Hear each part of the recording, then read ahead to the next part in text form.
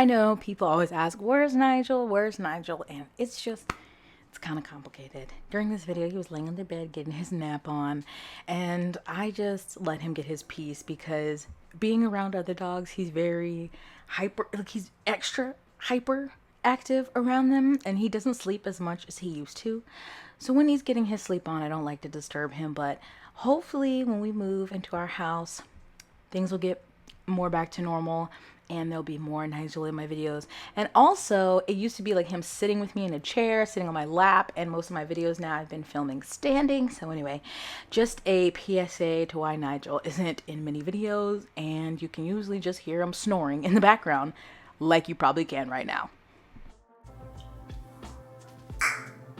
Hey, hi, hello. Welcome back to my channel. My name is Jess, and welcome to another episode of Book CommuniTEA, where I try to keep you abreast of the goings on, the shenanigans in the bookish community. There's a lot, surprisingly. I can't keep up with all of it, but I do try my best, and then I try to relay the information the best way I can to you. Notes: if you hear Nigel, he is snoring. He's getting his rest.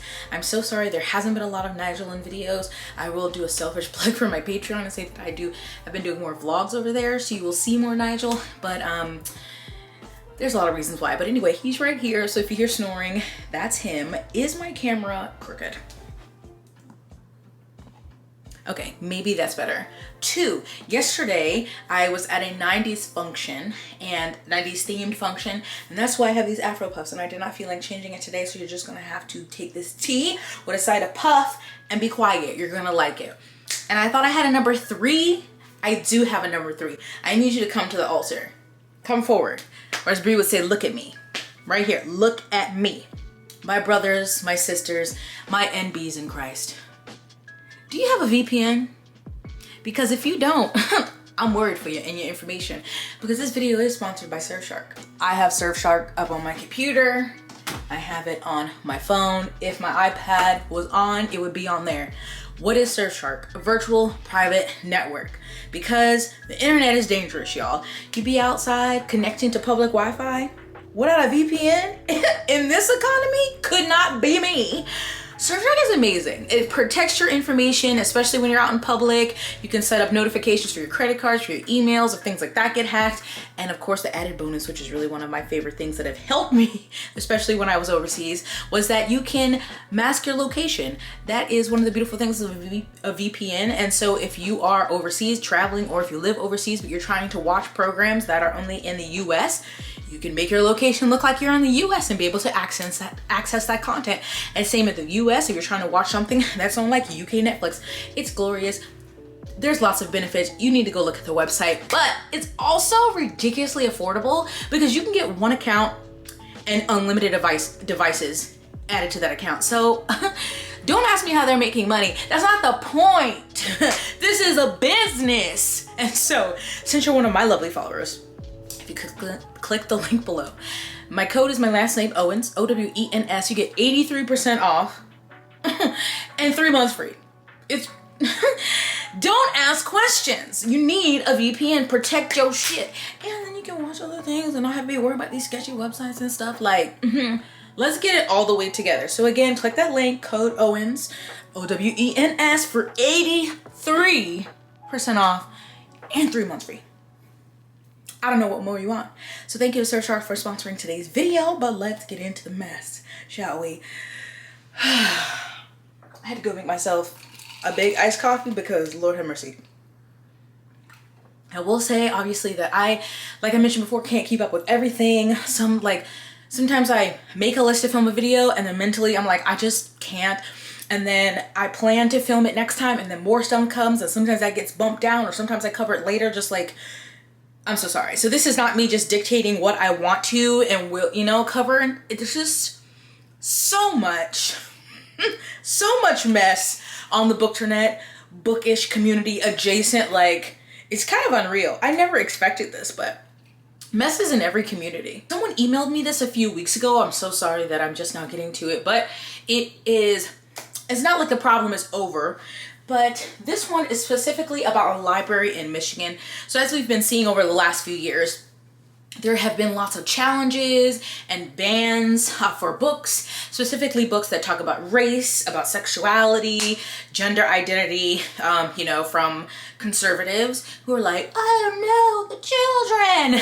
And we have seen an increase in those. And if you are new to my channel, or for some reason you have never gone over to Ashley at Bookish Realms channel, you need to. She's a librarian in the United States, and she makes amazing content in general, but especially about things happening with libraries and book bans and stuff like that. So you need to go to her channel. I will link it down below and check out her videos. But this article is from early August, and it said U.S. library defunded after refusing to center LGBTQ author. So it's a small town library in Jamestown, Michigan, and the residents voted to defund the library, so that because they didn't want to tolerate certain LGBTQ plus themed books. So of course it started with genderqueer, which has been challenged in multiple places, most notably earlier this year in Virginia. There were some ridiculous people who were trying to get genderqueer in A Court of Mist and Fury by Sarah J. Maas banned, pulled, limited access, even Barnes and Nobles, and they had a lawsuit going on that's been dismissed, thankfully. But this is a very popular title right now to try and remove from public and school libraries. So genderqueer is a memoir by a non-binary author. And so there was a complaint that went into a campaign, and people showed up at a library board meeting demanding the institution drop the book. The one library director resigned, telling Bridge she had been harassed and accused of indoctrinating kids. Her successor also left the job. Though the library put Kobabe's book behind the counter rather than on shelves, the volumes remained available. And so the board was like, we are not going to ban books. A few months later in March, an anonymous letter went to homes in the area. It criticized the pornographic memoir and the addition of transgender and gay books to the library, according to Lawrence. That fired a lot of people up and got them to start coming to our board meetings to complain, he said. The concern from the public was that it's going to confuse children. The library's refusal to submit to the demands led to a campaign urging residents to vote against renewed funding for the library. A group calling itself Jamestown Conservatives handed out flyers condemning genderqueer for showing extremely graphic sexual illustrations of two people of the same gender, criticizing a library director who promoted the LGBTQ ideology, and calling for making the library a safe and neutral place for our kids. On Facebook, the group says it exists to keep our children safe and protect their purity, as well as to keep the nuclear family intact as God designed. The residents voted 62 to 37% against a measure that would have raised property taxes by roughly $24 in order to fund the library.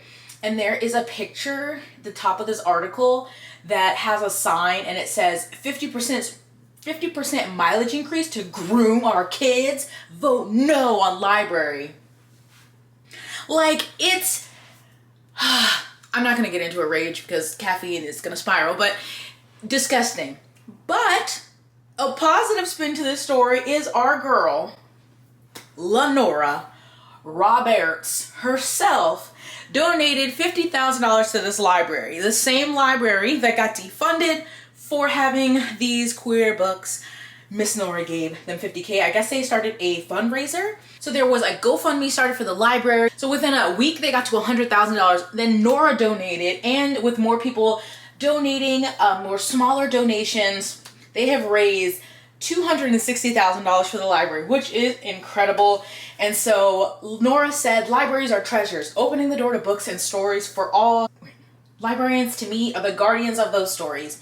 I find the idea of librarians who offer community services beyond reading, facing threats and attacks, a community library facing defunding, both appalling and sad.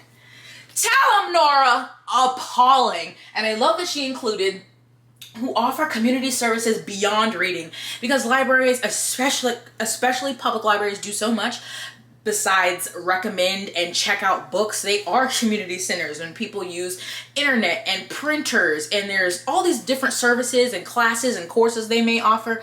So would you look at her? Would you look at Miss Nora? Oh, queenship, we love it. So hopefully that is enough to keep them going for a while. I don't know what they'll have to do going forward, if they have to do like another vote, but at least there's that positive But those people in the town who voted against the library getting funding can choke. All right, our next item on the agenda is Amazon is changing their return policy with Kindle books. Amazon and their ebooks and audiobooks have been brought up quite a bit in CommuniTEA because there's been lots of controversy on both the author side and the reader side. So previously, readers could read an entire ebook and return it. And then I know they did it with audiobooks where they changed the amount of days. Like you could only do that within maybe the first 7 days or something. I can't remember if they did that with ebooks, but now they have changed the return policy because a lot of authors, if you're not a big name and people are constantly returning your book, they end up with basically like a negative balance, or like they're owing Amazon, because Kindle is like, you know, where they publish their books essentially. And if it's a big name author, it's really not going to affect them because they have so much books, they've sold so many. But if you're someone, especially an independent author, and you're putting your books up on there and people are buying them, so it's like yay, and then they return them, they are often losing money and not even just going back to zero, they're going into the negative. So now, you can cancel an accidental book order within 7 days because accidental purchases do happen. Like it says if a child or pet, which Nigel be hitting stuff on my screen, so I understand that, then you can return the book within 7 days if you didn't mean to buy it. But authors have been speaking out on social media about people who have been bragging about basically using Amazon Kindle as a library instead of using the library. And I know everybody doesn't have access to the library. We're not going to go off on that tangent. But people have been buying a book, reading it, returning it, buying a book, reading, returning it, etc., like often. Not just like once here or there. There are people who like, that's their legit way to read a lot of books. So right now it's pretty easy to return a book. You have a pretty large window, but this says by the end of the year, so I don't have an exact date. Amazon plans to limit automatic ebook returns to cases where people have read no more than 10% of the book. Any customer who wishes to return an ebook after reading more than 10% will need to send in a customer service request, which will be reviewed by a representative to ensure that the return request is genuine and complies with Amazon's policies against abuse. This process will create a strong deterrent against buying, reading, and returning ebooks within 7 days, and readers who attempt to abuse the return policy will be penalized under Amazon's policies. So they've done that with Audible because people were doing the same thing with ebook or audiobooks, and so now they are tightening this down, and I have seen nothing but positive reaction to this on social media. Granted, this just did come out 3 days ago. This was announced, and soon saying by the end of the year. So I don't know if that's going to start in December, or they're going to wait till January. But frankly, I feel like if you get past 10% and there's really a reason you don't want to continue reading the book, then just send in the customer service request. I feel like they're not going to make it that hard with the customer service request because it's Amazon. But I think adding that extra step will be like, oh, people will be like, oh, that's a hassle I don't want to deal with. So hopefully they would stop using the service like they are now. So that's going to be changing here soon. Amen, amen. Or if you don't think this is a good idea, definitely let me know your feelings down below. Book talk. We love to hate it. Okay, so y'all know I have fallen in love with TikTok. I'm ashamed, but oh well, I'm addicted. I don't watch that much BookTok content, however, but occasionally it comes across my feed. And my friend did send me a TikTok, and it was someone stitching a video from Penguin Random House. So I watched the original video, which I can put in here.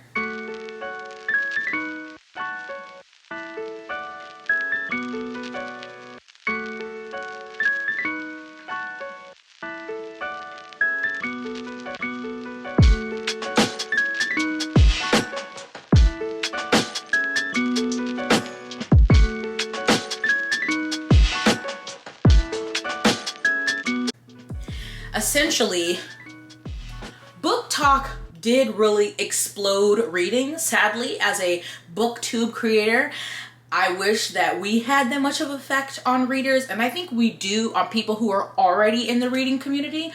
But BookTok brought in a lot of people who just didn't read that much or weren't reading really at all, which is a great thing. I love to see more people reading. So it's, you know, it's huge on TikTok. Obviously, you know, there's bookstores that have tables that are like popular on TikTok, whatever. So now Penguin Random House, which if you did not know, if you are new to my channel, I have many videos that I can link for you about Penguin Random House because they were recently basically sued to block an attempted merger. Penguin Random House is the largest publisher in the United States, and they wanted to acquire Simon & Schuster. And acquiring Simon & Schuster would give them like a 49 in the 40s% of the market of publishing in the United States. So the Department of Justice in the United States filed to block that. That court case is over. I have summaries. I literally can link the videos. I have 3 summaries because it was a 3-week-long trial. The decision has not been made yet, whether that's allowed to go forward. But anyway, they're already huge, have a lot of money. So now they have a feature on BookTok, because currently, if you get to a certain size on TikTok, I don't know the size, I'm not there yet, you can have like links in your bio. So I guess if you talk about books, you could link affiliate links in your bio and have people go buy them, or sometimes people just show the picture of the book or they listen to the caption, whatever. But now with Penguin Random House, you'll be able to link their books directly in the video, so that if someone wanted to buy, like you're talking about a book, someone's really excited, they don't even have to go look for it. They'll be able to just click the link and it'll take it to buy the book if it's under Penguin Random House, which a lot of people are very upset by. And I understand, because they're already the biggest publisher and now they're just going to have a leg up on other publishers, which I think this is funny that this is coming out after the court case, because I don't know if they wouldn't use this in the trial, but that's just another thing they have over other publishers to be able to have that directly. I don't know if other publishers are going to be able to come out with this, or you know, if they're just the beginning, if they're a trial rollout. But again, people are already very highly influenced by BookTok. People go to the bookstore for things they literally just saw on there. So now, or go to Amazon or whatever online retailer. So now if they even don't have to do that step, they literally can just be watching the video and click on there. Like, how much advantage does that give to Penguin Random House? And people have been stitching the video, of course, and talking about, you know, there's already authors, big name authors, who have signed with a traditional publishing company, and TikTok has been really great for a lot of indie authors, self-published authors, to get their name out there. And so that's like not fair to them. I feel like if you're going to do that, that should just be every book you can link, so that people can go and click right there and let that person, you know, make a sale or whatever. I don't know. I don't know how to feel. I don't know how to express exactly how I'm feeling about it. I just feel like it's unfair and just another way to put Penguin Random House above all the other publishers, and I don't like it. So if you have thoughts, definitely let me know. I don't know if that's out yet. I just saw that TikTok a couple of days ago, so I don't know if you can do it already or how, or if you have to have a certain amount of numbers. I don't know everything about TikTok. I just like to watch my little videos and kiki and send it to my friends. So if you know more, or you know, have thoughts, definitely let me know. But I don't like that. Woo! All right. So let's talk about the Bookish Box, shall we? The Bookish Box is a book subscription company that I really don't understand how they're still in business. I personally have never purchased from the Bookish Box, thank the Lord, but some people do. They have had, at least over the last couple of years, what they advertise, they look amazing. They haven't been for series I have been interested in, but if I was a fan, I probably would have tried to purchase those, because when they put out like the concept art, they look gorgeous. Done a lot of books, very beautiful, but at least over the last year, I have heard nothing but negative things about the Bookish Box. A lot of it coming from shipping delays, which I know is a lot of things have changed since the start of COVID, but it's a continuous delay where it's not, oh, this is just backed up, you get it in a month. It's been months and people still don't have items. And it's not like they're like, okay, we're trying to resolve this issue, we're pausing on other things. No, they just keep putting out new stuff to sell while people haven't gotten stuff from months ago. And they've had multiple misprintings and misspelled authors' names. Some books missing chapters. Like, where's the quality control? I don't know. And this isn't stuff they've received. This has been sent out to people in these boxes, and they have to get on social media and be like, look at this. There's literally chapters missing in my book. The author's name is spelled wrong in my book. and somehow they're still in business. I'm gonna link a creator's account that I have gotten a lot of updates from that's on TikTok, and they have made a lot of videos about the Bookish box and just all their mess, because it is continuous mess. And it's not like they're making it up. It's literally people receiving their items, filming videos, showing you how bad it came or how late it came or both. And it's a mess. And apparently they sent him a cease, or sent them, I'm sorry, I don't know if it's pronouns, I don't know if their pronouns are he, him, sent them a cease and desist letter, and like, it is a mess. So their latest mess, because this is ever evolving, is with Katee Robert, who is a romance writer. And Katee Robert's publisher for these books is Source Books. So Source Books, her publisher, made a deal with the Bookish box for exclusive copies of, I think, like the Neon Gods series. I don't know what that one's called. So this was not a deal Katee made with the Bookish box. Her publisher made it. And so they decided on all these agreements, like, yep, we'll have her sign all of these tip sheets or tip-in sheets, if whatever they're called, the sheets that they sign and then they put in the book when the book is being bound. And they did not say if it had to be physically signed or if she had a stamp. It just had to be 6,000 signed. And apparently the Bookish box still sent like 2,000 extra.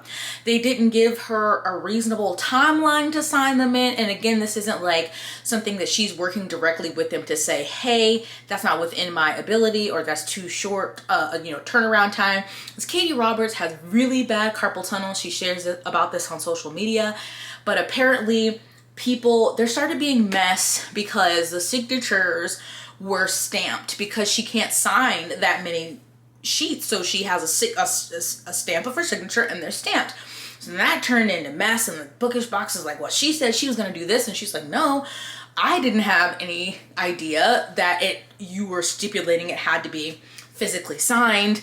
And then the Bookish box was like, well, Katee, she profusely apologized. And she's like, what? No, I didn't. And there's a video on TikTok, I can link it below, where Katee says, I did not apologize, explains what happened and how it was set up and that she wasn't involved, and then why she would have a stamp. And side note, I don't understand why people freak out so much about a stamp. It's probably the people who are trying to resell these books, but I'm like, if it's her signature and it's stamped in there, it's signed. Like, I don't know. I don't find that much big a deal in signatures, because half the time people's signatures are just literally, they're like, whatever. That's just me. Okay.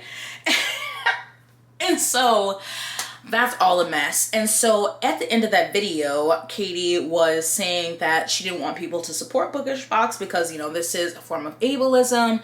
They're being upset that she didn't physically sign the books. And that was that. Then Source Books put out a statement, and the Bookish box. Let me read them to you. So to be correct, it's Source Books Casablanca is the publisher. So they said, we wanted to address the recent conversations about the Neon Gods of Wicked Beauty exclusive luxe editions issued by Bookish box. We understand that there are some folks who are concerned about a number of the author signatures being stamped. Every one of the thousands of signature pages for the exclusive luxe editions were personally marked by Katee with her signature. We in no way believe that any author should need to disclose their disabilities, and agree with her that a stamp is a signature. We hope you will love your editions of these beautiful books, and of course, thank you for being a Katee Robert fan, as we all should be, the Sourcebook Casablanca team and Katee Robert. Bookish? I can't even be serious. This is it. This is literally what they said. We love Katee. We are sorry that she felt unsupported by us. We never intended to do harm, and you can expect us to do better. That was all. I was like, okay, this is just the image. Maybe the caption has more. No, because the caption just says, please see our statement in regards to Katee Robert, text above. And then they just said the same thing. We love Katee. We are sorry that she felt unsupported by us. We never intended to do harm, and you can expect us to do better. The Bookish box. And then Katee said, Bookish box has released an apology, and I've accepted it, and I hope we can all move past this and get back to being excited about the Neon Gods and Wicked Beauty special editions again. Now, obviously, she is the one being done wrong in this situation. So that's great that she's like, let's move on. But let me tell you what I'm not gonna do. I'm not moving on. Because bullshit, the bookish box needs to get it the fuck together. And by get it together, I mean get everybody their orders or get everybody their money back and shut it down. Everybody is not meant to be a goddamn business owner. I am sorry. Just because you had an idea does not mean you're the best person to execute it, honey. Y'all have been slacking for months. And that's being generous because it's probably been years. This is ghetto. This is atrocious. What are the books looking like? Are you in the red? You gotta be in the red with this setup. This is ghetto. It's bootleg. And you should be embarrassed because, honey, I'm embarrassed for you. Please do better. I'm tired of seeing these videos of people getting scammed by y'all. Oh my God. How are you not ashamed? And this, after all this mess, being ableist, being like a stamp is not a real signature. You say 3 lines? That's your statement? 3? Oh my God. No, let me move my bang and read it again. Maybe I missed a part. Hold on. We love Katie. We are sorry that she felt unsupported by us. We never intended to do harm and you can expect us to do better. No, that's it. The bang wasn't in the way. The problem is the bookish box. I really want them to come to the pulpit. I want to say, my sisters in Christ, what are we doing? How can I help you? Shut it down. Shut it down. I hate it. I hate to see it. Truly, I don't know who's still buying from them. I guess maybe you just have money to spare and you just like playing. You're like, it's like gambling. I might get it, I might not. Cool. Well, if you have money to do that, you can send it to me because I am broke.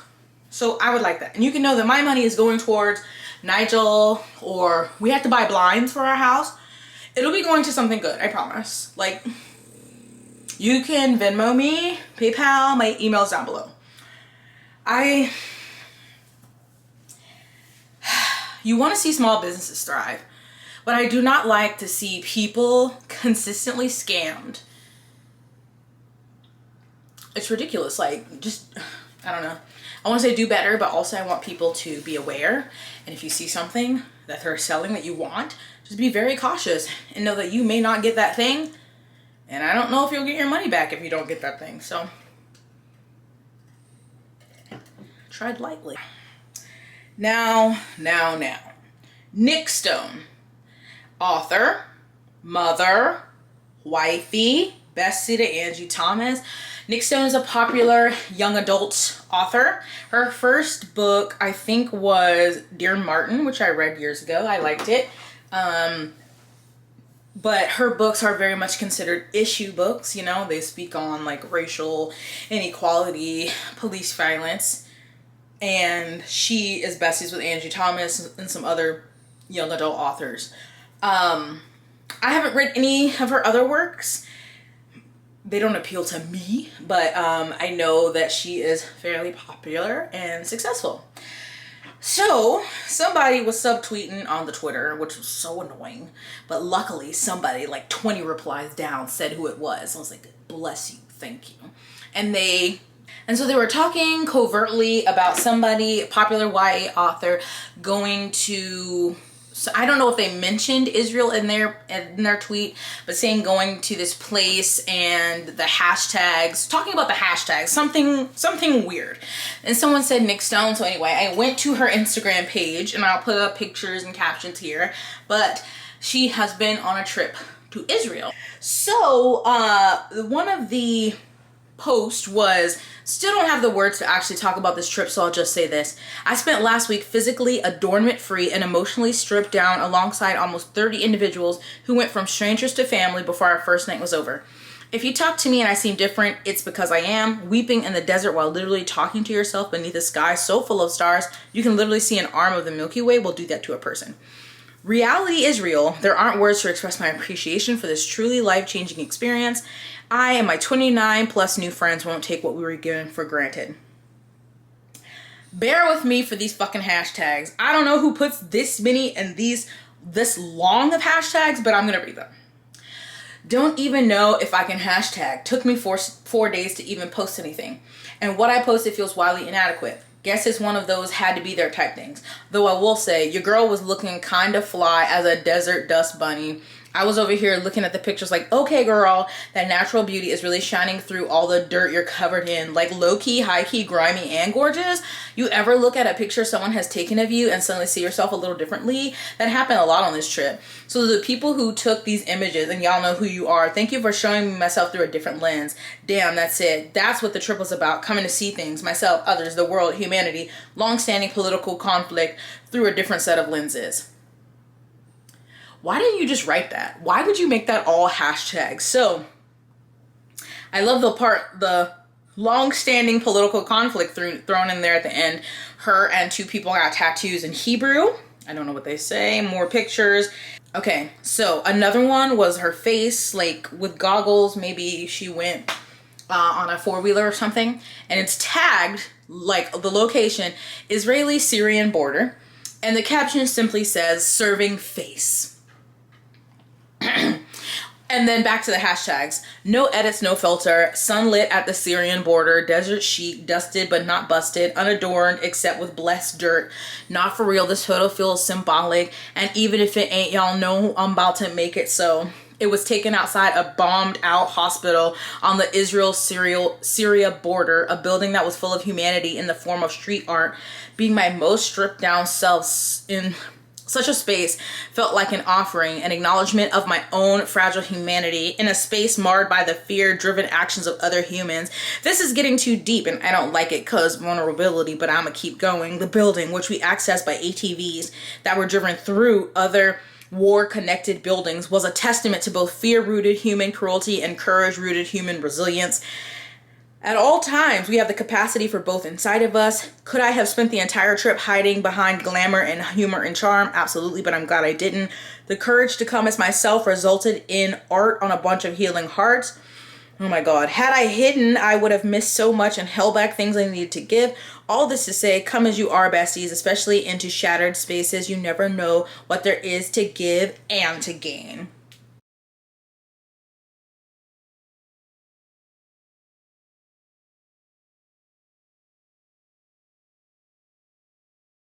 So people were very upset about these images and these captions because, I don't know if she doesn't know this yet, but, you know, Israel is stolen land and it hasn't been a conflict. It's been a genocide.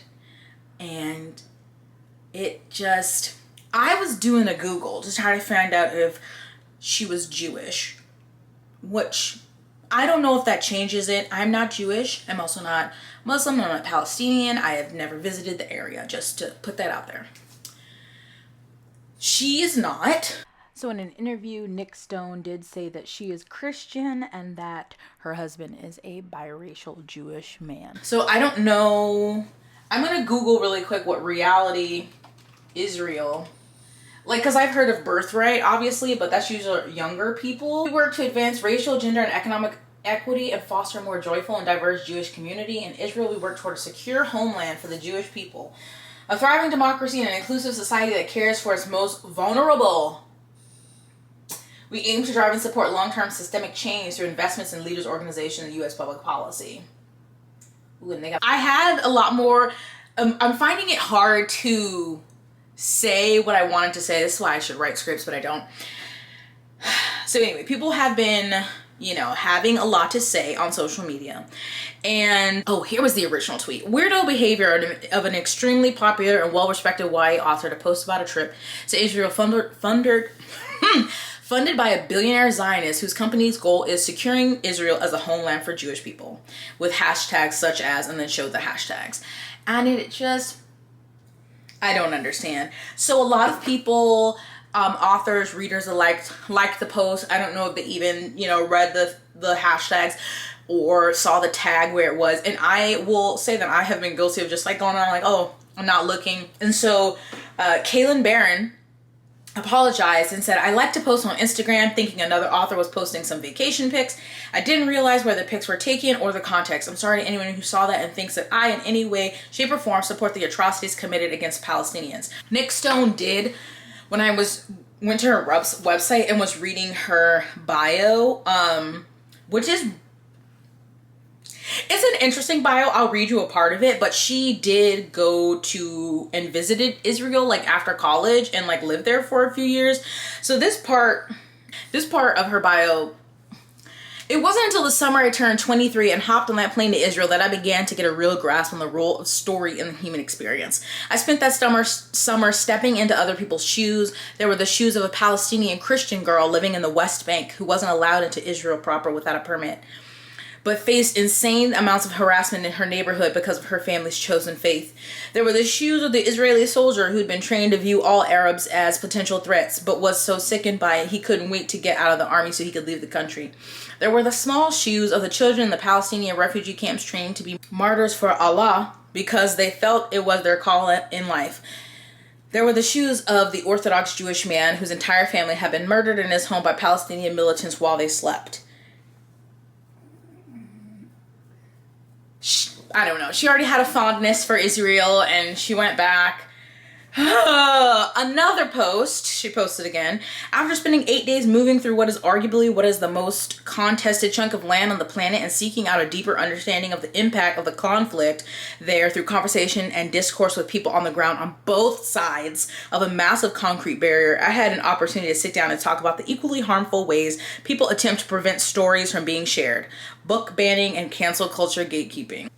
There will be individuals who don't like what I'm saying in this video, just as there are people who don't like that I had the audacity to set my feet on land that has been fought over for literally thousands of years through multiple empires. And that's okay. I would never want anyone to violate their own value systems by following me or engaging with my content. So if anything I post offends your sensibilities, by all means, block me and unfollow. Whatever you need to do to keep your conscience clear. What I will say is that we have to be exceedingly mindful of our own motivations in this fight for intellectual freedom. Book banning and cancel culture, gatekeeping have the same results. People, especially kids, lose access to stories from perspectives that differ from their own, either because those stories are getting taken away or because they never get written. So many brilliant writers with powerful perspectives fear backlash and won't put their stories out there. If we're going to make the world a more habitable and equitable place for all, we have to make space for as many different stories as possible to exist, even ones that have perspectives we disagree with on a personal level.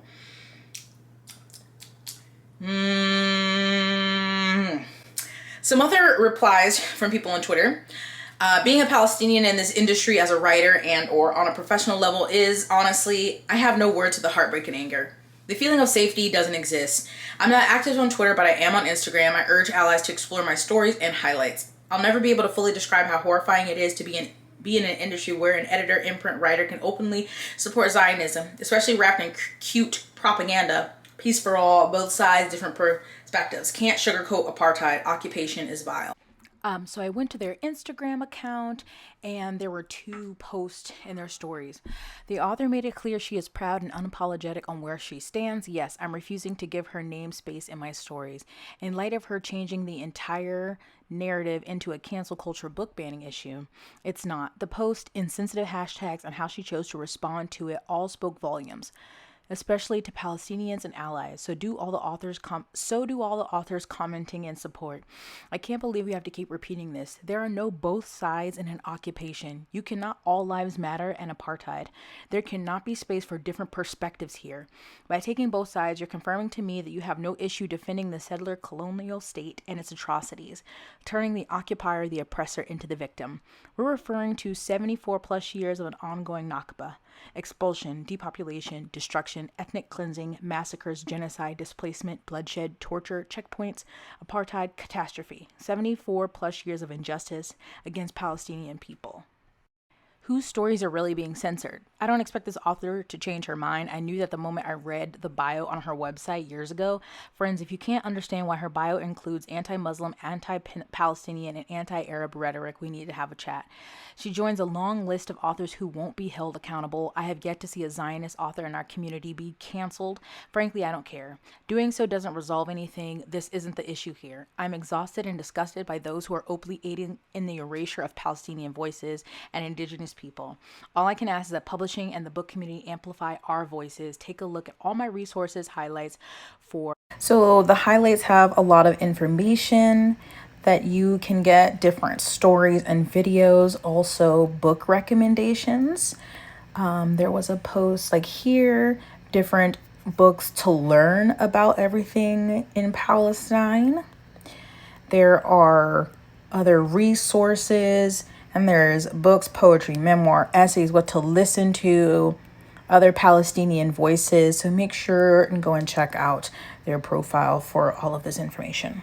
Also, someone called out Nick on their stories on Instagram, and Nick Stone and her husband responded to the story. I guess she tagged her. Nick Stone said, you could have just reached out, LOL. I know far more than this story presumes. I lived there, birthed a kid there, have had very good friends stuck on the other side of that ridiculous wall. Friends who inspired me to start writing. Definitely understand your ire from a surface standpoint, and can also assure you that my perspective on the Israel-Palestine conflict, which I could give you a full history of as I've been studying it for 13 years, could never be condensed into a set of hashtags. And then her husband said, and you know this because you've been on the ground over there. Of course, people are immediately on Twitter are like, throw away their books. Never read her books again. I'm never reading her books. And like, you can do what you want. I'm not here to tell you who to read or not to read. I'm just telling you this. And that this isn't good. And this is what, if people are mentioning a young adult author who's a Zionist, then this is who they're talking about.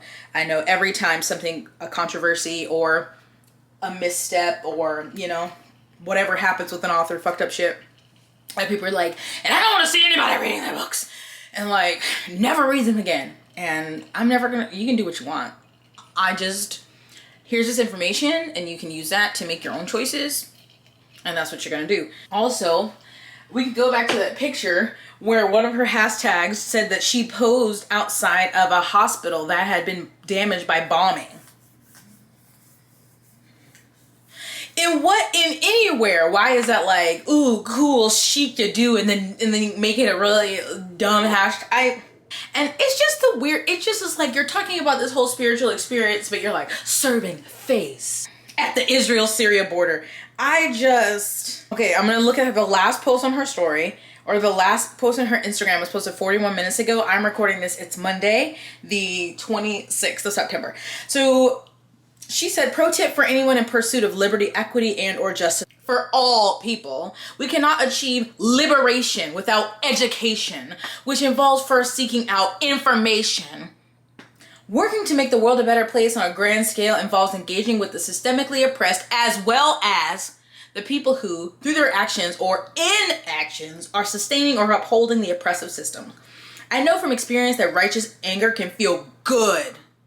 But we must bear in mind that at all times, hating oppressive systems without taking any action to figure out how those systems can be dismantled doesn't help the oppressed. Let's get to work. Listen, we're starting with the hashtags. It's been a lot of people shouting over the past couple days. Well, at least that's what I heard. I was at the spa.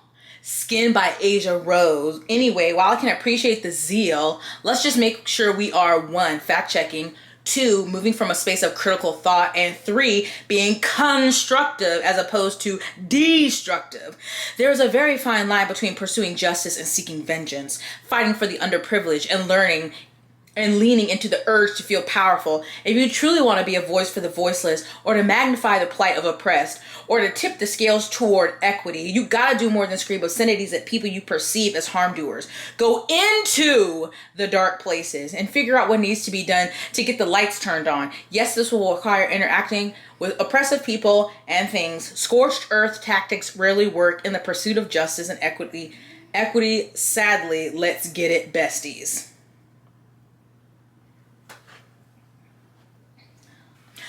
I just can't take you seriously. I'm sorry. I really can't.